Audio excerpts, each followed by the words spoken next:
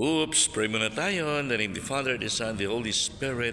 Amen. Panginoon, maraming salamat na naman po at buhay na naman kami. Salamat sa biyaya ng pamilya, mga kaibigan, lakas ng pagkakaloob mo sa amin sa araw na ito. Panginoon, sa araw ng Sabado, naway magugol namin ito sa mabuti at maganda. Ilayo mo kami sa lahat ng kapahamakan, Panginoon. Ilayo sa lahat ng karamdaman. At naway maging tunay kaming tagapagpalaganap ng iyong pag-ibig sa aming kapwa. Gayun din, Panginoon, patuloy namin pinagdarasal ang mga kapatid naming may mga sakit.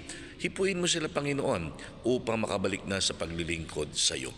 Panumbalikin mo ang kanilang mga lakas. Panginoon, patuloy na pindarasal ang mga kapatid naming mga OFW na lagi mo silang gabayan.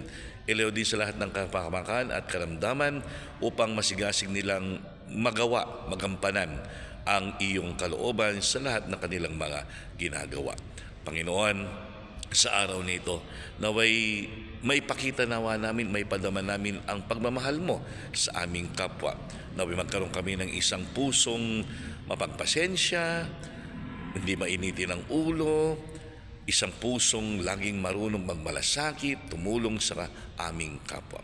Panginoon, gawin mo kaming instrumento mo ng buhay na salita at naway maging inspirasyon kami sa aming kapwa. Amen.